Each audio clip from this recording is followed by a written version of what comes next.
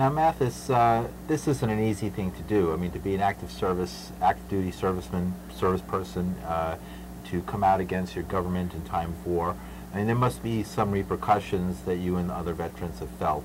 Well, I know myself, I'm facing repercussions right now for my refusal to deploy to Iraq last June. I had orders to deploy to Iraq June 15th of this year, of 2008, and actually on May 15th of this year, I stood up in front of the U.S. Congress after Winter Soldier on the Hill, and I said, my name is Sergeant Matthis Chiroux. I'm supposed to go to Iraq 1 month from today, and I'm not going because I think it's illegal, and I think it's unconstitutional, and I think the whole thing is one giant war crime. And furthermore, I'm not going to go into hiding, and I'm not going to leave the country. I'm going back to Brooklyn, and if you want me, you can come find me. Now, what was Winter Soldier on the Hill, briefly? We had 9 of our members testify in front of the House Progressive Caucus about their experiences in Iraq and about their experiences within the VA coming home. Right, and I saw some. What are some of the things that were said about what was going on in Iraq, what the soldiers had reacted to, and why they were protesting the war? What were some of those things? Well, I think one of the most prominent things that sticks out in my mind is the rules of engagement deteriorating over the course of our occupation. There was, folks tell stories about free fire zones and things like this, and all these things are, people in the military know about these terms.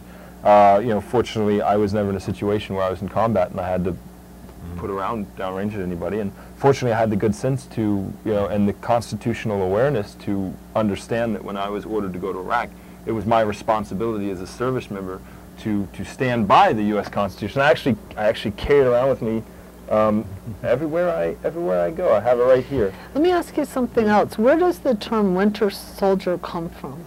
That is actually a quote from Thomas Paine, from a poem back in the 1700s. He talks about, these are the times that try men's souls.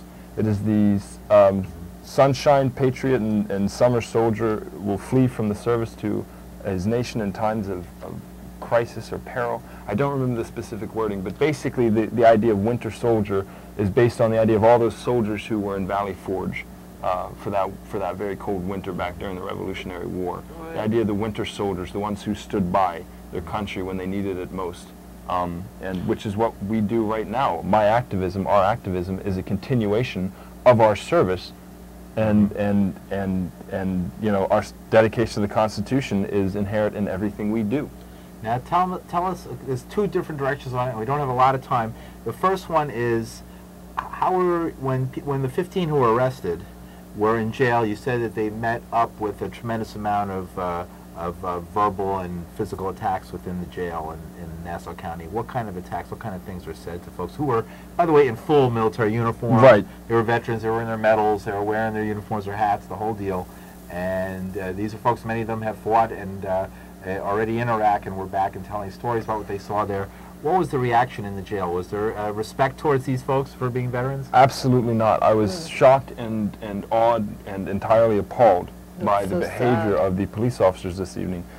Myself personally, I was threatened with prison rape by one officer who refused to give me his name, and I will find it out, and I will blast it everywhere, because the world deserves to know that there's an officer out there who thinks it is acceptable to say to a veteran after he asks to speak to a lawyer, or I was sitting there chained to a bench and I said, what do you think the chances are of us speaking to a lawyer? This is right after another officer had been flicking a knife in my friend James Gilligan's face, which in and of itself, he's a What did they say? Did they make any political statements in all of this? Well, there was a bit of political statements made. They were calling us idiots, they were calling us cowards, and they were saying So they particularly didn't like you for being veterans? Or they didn't like us for being activists, for being nonviolent activists. They didn't even care. The veteran thing didn't even come into it for the most part? It didn't seem, well, they did. They threw it in there a lot, but one of the things that I noticed is this whole idea of nonviolent protest really upset these officers, and they kept saying, actually, after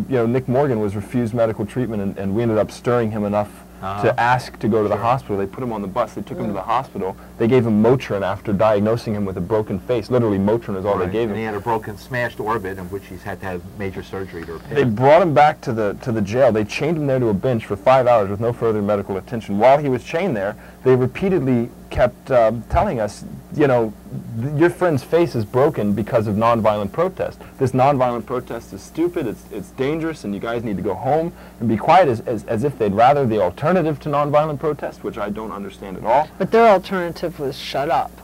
Their alternative wasn't to fight back. It Their was alternative to just go was home to and go be home quiet. and maybe vote today, if that's. Well, if that's so we have so. so much to talk